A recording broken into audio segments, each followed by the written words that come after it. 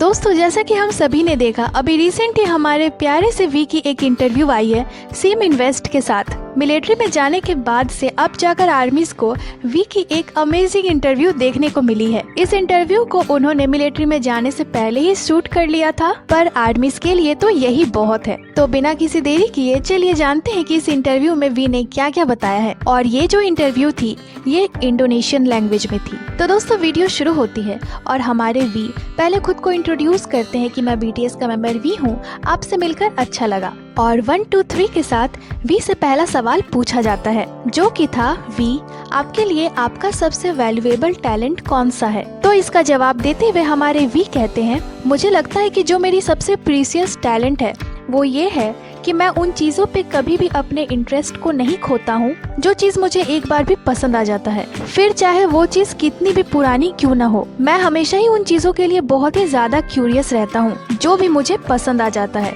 अभी भी मुझे बहुत ज्यादा क्यूरियोसिटी है चीजों को लेकर, और जैसे जैसे मैं ओल्ड होता जा रहा हूँ मेरी इंटरेस्ट और जो चीज मुझे पसंद है वो धुंधली होती जा रही है शायद। पर मुझे लगता है कि मैं एक ऐसा पर्सन हूँ जो चीजों को लेकर बहुत ज्यादा क्यूरियस रहता है, फिर चाहे मैं कितना भी ओल्ड क्यों ना हो जाऊँ, जो चीज मुझे पसंद है उस पर मेरा इंटरेस्ट कभी भी खत्म नहीं होता। तो फिर उनसे अगला सवाल पूछा जाता है कि वी फ्री टाइम में आप क्या करना पसंद करते हैं, यानी खाली टाइम पे आप क्या करते हो, आप किस तरह से अपना टाइम पास करते हो। तो इसका जवाब देते हुए वी कहते हैं, फ्री टाइम में मैं मूवीज देखता हूँ, एक्सरसाइज करता हूँ, गेम्स खेलता हूँ, बस यही सब। तो फिर उनसे अगला सवाल पूछा जाता है कि सिम इन्वेस्ट के दोस्तों के साथ मिलने का उनका ये एक्सपीरियंस कैसा था। तो इसका जवाब देते हुए हमारे वी कहते हैं, फर्स्ट ऑफ ऑल मुझे काफी वक्त हो गया है विदेशी आर्मी से पर्सनली मिले हुए, तो मुझे लगता है कि ये बहुत अच्छा है, क्योंकि ये कुछ वैसा ही है जैसा हम टूर करते हैं और टूर के दौरान फैंस से मिलते हैं। और अगली बार मुझे लगता है कि ये और ज्यादा अच्छा होगा अगर मैं वहाँ जाऊँ जहाँ आर्मीज है। इसके साथ ही उनसे अगला सवाल करा जाता है कि वी सिम इन्वेस्ट के साथ इस दूसरी शूटिंग के थ्रू आप क्या दिखाना चाहते हैं। जिसका जवाब देते हुए हमारे वी कहते हैं, मेरा यहाँ पहली बार आना, मुझे लगता है कि इस बार भी मुझे सेम वाइब सी आ रही है, क्योंकि जब मैंने इसके पहली सीन को शूट करा था तो मैं यहाँ देखने आया था कि मुझे क्या करना है, तो वो मेरे लिए एक बहुत ही मीनिंगफुल और अच्छा वक्त था, इसीलिए मैं आर्मीज को अपना वो साइड फिर से दिखाने आया। फिर उनसे अगला सवाल करा गया कि वी आपके लिए फिल्म यानी मूवीज का क्या मतलब है, क्योंकि अभी हमारे वी ने बताया था कि फ्री टाइम में उन्हें मूवीज देखना बहुत पसंद है और वो बहुत ज्यादा मूवीज देखते हैं।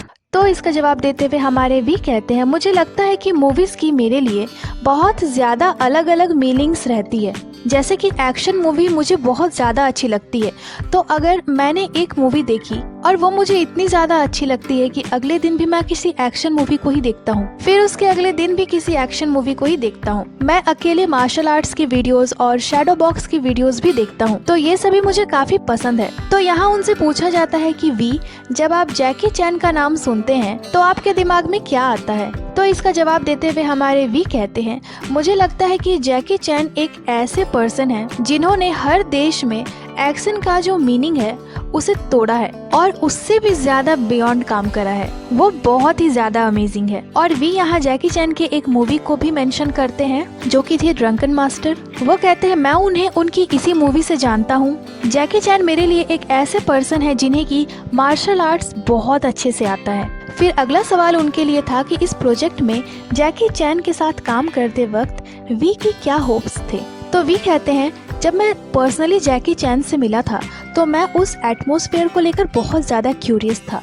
मुझे लगता है कि ये वही है जिनके लिए मैं सबसे ज्यादा इंतजार कर रहा था। ये डेफिनेटली बहुत ज्यादा इंटरेस्टिंग होने वाला था और मैं जल्द ही आपसे मिलने का इंतजार नहीं कर पा रहा हूँ। फिर उनसे अगला सवाल करा गया कि वी आपके लिए फ्रेंडशिप यानी दोस्ती की क्या डेफिनेशन है। तो वे उस बॉन्डिंग के बारे में बताते हुए कहते हैं कि मुझे लगता है कि मेरे लिए एक दोस्त ही मेरा सबसे ज्यादा करीबी पर्सन है, जिससे कि मैं कॉन्फिडेंटली अपने फीलिंग्स को शेयर कर सकता हूँ। मुझे लगता है कि दोस्ती में कोई भी दिखावा नहीं होता और मैं अपने उन दोस्तों के लिए बहुत ही ज्यादा आभारी हूँ जो मुझे खुले तौर पे एक्सेप्ट कर सकते हैं जैसा कि मैं हूँ। मेरे लिए वही सच्चा दोस्त है। तो वी से सवाल करा गया कि वी जब आप अपने दोस्तों के साथ होते हैं तो आप कब सबसे ज्यादा फ्री फील करते हैं।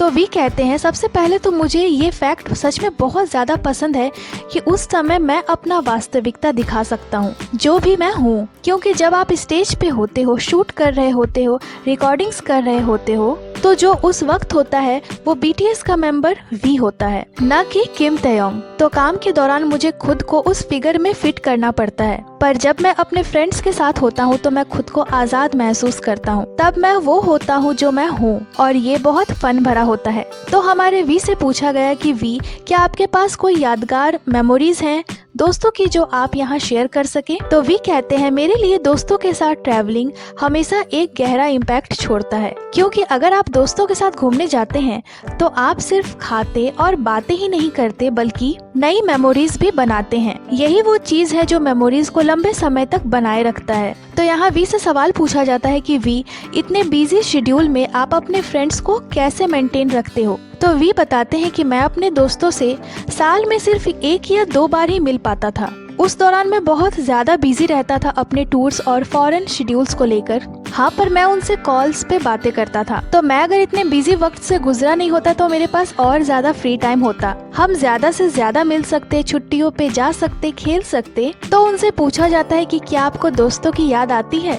तो वी कहते हैं ऑफ कोर्स, अगर हम रेयरली ही मिलेंगे और एक दूसरे से बहुत दूर होंगे तो हम डेफिनेटली ही अपने दोस्तों को मिस करेंगे। पर लकीली हम अक्सर ही सेल्फीज या लंच वीडियो एक दूसरे को भेजते रहते हैं। तो फिर यहाँ अगला सवाल उनसे पूछा जाता है कि वी, आपके लिए अकेले रहने का सबसे बड़ा फायदा क्या है? तो वी कहते हैं मैं बहुत ज्यादा रिफ्लेक्टिव हूँ, यानी बहुत ज्यादा सोचता हूँ। मैं उन लोगों में से नहीं हूँ जो जब हम साथ होते हैं तो बहुत ज्यादा बातें करते हैं। एक्चुअली मैं बहुत एप्रिशिएटिव टाइप का पर्सन हूँ। मुझे अकेले वक्त बिताना पसंद है, क्योंकि उस दौरान मुझे किसी भी चीज के बारे में सोचने की जरूरत नहीं होती और न ही कुछ करने की जरूरत होती है। तो वी से पूछा जाता है कि दोस्त के साथ रहने की सबसे अच्छी बात आपको क्या लगती है? तो इस पर हमारे वी बताते हैं कि मैं ज्यादा बातें नहीं करता, मैं शांत ही रहता हूँ, पर मैं खुश रहता हूँ। तो फिर उनसे अगला सवाल करा जाता है कि क्या बीटीएस के मेंबर्स के साथ काम करना और सोलो काम करने में कोई डिफरेंस है?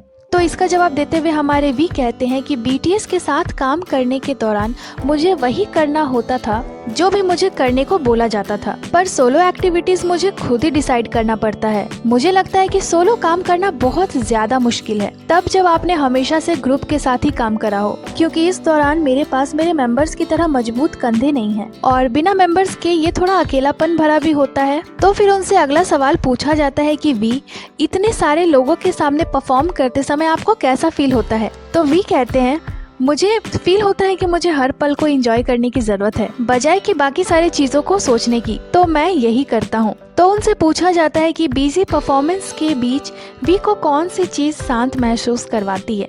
तो इसका जवाब देते हुए हमारे वी कहते हैं कि मैं यही सोचता हूँ कि काम के बाद मुझे जल्दी जल्दी घर जाना है और यही चीज मुझे बहुत ज्यादा शांत महसूस करवाती है। तो फिर अगला सवाल था हमारे वी के लिए कि वी, अगर आप एक्टर नहीं होते तो आप किस प्रोफेशन को चुनते? तो वी कहते हैं मैं काफी छोटे एज से ही अपने करियर को लेकर बिल्कुल क्लियर था कि मुझे आर्टिस्ट ही बनना है। तो अगर मुझे कुछ और चूज करना हो तो मैंने कभी इसके बारे में सोचा नहीं है। तो फिर वी से अगला सवाल पूछा जाता है कि वी, वो क्या चीज है जिससे आपका इंटरेस्ट म्यूजिक और म्यूजिकल इंस्ट्रूमेंट्स में बढ़ा है? म्यूजिक आपके लिए क्या मायने रखता है? तो हमारे वी कहते हैं मैं सच में कई सारे म्यूजिशियंस की रिस्पेक्ट और प्रशंसा करता हूँ। उन्हें देखकर आपके मन में यही ख्याल आता है कि आप भी उनकी तरह एक महान इंसान बन सकते हैं। तो बिना जाने समझे मुझे उन आर्टिस्ट में दिलचस्पी हो गई, जिससे मेरा इंटरेस्ट म्यूजिक और म्यूजिकल इंस्ट्रूमेंट्स में बढ़ गया। तो इस पर वी से पूछा गया कि वी, आपके लिए म्यूजिक का क्या मतलब है? मतलब म्यूजिक उनके लिए क्या मायने रखता है? तो वी कहते हैं मेरे लिए म्यूजिक एक एंटरटेनमेंट है। ये ऐसा चीज है जो मेरा ध्यान अपनी ओर खींचता है। म्यूजिक मेरे लिए एक ऐसी इम्पोर्टेंट चीज है जो मेरे लाइफ से कभी भी गायब नहीं होनी चाहिए। मुझे ऐसा फील होता है कि मैं म्यूजिक के बिना जिंदा नहीं रह सकता हूँ। तो फिर उनसे अगला सवाल पूछा जाता है कि वी, अगर आप फिर से अपने स्कूल टाइम में वापस जा सकते हो तो वो क्या चीज है जो आप करना चाहेंगे? तो इसका जवाब देते हुए वी कहते हैं मैं उस दौरान वैली में खेला करता था, तो मैं फिर से उस वैली में खेलना चाहूंगा। तो फिर उनसे अगला सवाल करा जाता है कि वी, अगर आप टाइम में पीछे जा सके तो वो कौन सा मोमेंट है जहां आप फिर से जाना चाहेंगे? मतलब ये टाइम ट्रैवल वाला सवाल था। तो इसका जवाब देते हुए हमारे वी कहते हैं, मैं अपने पास्ट में फिर से वापस नहीं जाना चाहता, क्योंकि अगर मुझे फिर से उन चीजों को एक्सपीरियंस करने बोला जाएगा तो मुझे नहीं लगता कि मैं उतना ज्यादा स्ट्रांग हूँ कि उन चीजों को फिर से फेस कर पाऊंगा। अभी तक के सारे एक्सपीरियंस ने ही मुझे ये बनाया है जो मैं आज हूँ। मुझे लगता है कि अभी मैं जो ये बात बोल रहा हूँ उस दौरान नहीं बोल पाता। तो फिर उनसे अगला सवाल पूछा जाता है कि वी वो कौन सा चीज है जिसने आपको वो बनाया जो आप आज हैं। तो इसका जवाब देते हुए हमारे वी कहते हैं, मेरे डैड हमेशा मुझे एक एग्जाम्पल देते हैं जो मुझे हमेशा याद रहती है। मेरे डैड जियोचैंग से हैं और वो हमेशा ही कहते थे कि आपको किसी भी चीज को लेकर ज्यादा सोचने की जरूरत नहीं है, बस आप जो कर रहे हैं उसमें आप अच्छे हैं। जब भी मेरे डैड को कठिनाइयों का सामना करना पड़ता था तो वो हमेशा उन शब्द को ही याद करते थे और उसी के बदौलत उठकर वापस खड़े होते थे। और ऐसा लगता है कि ये बात हर बार मुझ पर भी लागू होती है। मैं भी अपने डैड के उन बातों को याद करता हूँ और मुश्किल भरे वक्त से उबर पाता हूँ। जब भी मैं किसी परेशानी में होता हूँ तो मैं हमेशा यही कहता हूँ कि ये कुछ भी नहीं है। तो फिर हमारे वी से अगला सवाल पूछा जाता है कि फ्यूचर को लेकर आपकी क्या ड्रीम्स है। तो इस पर हमारे वी कहते हैं कि मैं चाहता हूँ कि मेरे पास एक उड़ने वाली कार हो। फ्यूचर में मैं ऐसा इमेजिन करता हूँ ताकि मैं सुबह उठूं, उस पर बैठूं और मुझे जहाँ भी जाना है उड़कर चला जाऊं। फिर मुझे विदेश जाने के लिए फ्लाइट्स नहीं लेनी पड़ेगी, मैं उड़कर जहाँ चाहूँ जा सकता हूँ। मैं बस अपने घर का दरवाजा खोलूंगा, उस पर बैठूंगा और सीधे फॉरेन कंट्री। फिर उनसे लास्ट सवाल पूछा जाता है कि वी आप अपने दुनिया भर के आर्मीज को क्या मैसेज देना चाहते हो। तो इस पर हमारे वी कहते हैं, आर्मीज क्या आप सभी ठीक हैं? मैं बिल्कुल ठीक हूँ और मैं अभी बहुत अच्छा कर रहा हूँ। और हमारे वी थैंक यू बोलते हैं और सीम इन्वेस्ट की ये इंटरव्यू यहीं पे खत्म हो जाती है। तो दोस्तों ये एक्सप्लेनेशन आपको कैसी लगी हमें कमेंट कर जरूरी बताइएगा। जल्दी आपसे मिलते हैं एक नए एक्सप्लेनेशन के साथ। बाकी ये थी आज की वीडियो को लाइक करें, चैनल को सब्सक्राइब करें। इसके साथ ही आप हमें इंस्टाग्राम पे भी फॉलो कर लें जिसकी लिंक चैनल पे दी हुई है। अपना बहुत सारा ख्याल रखें, मिलती हूँ आपसे अगले वीडियो पे।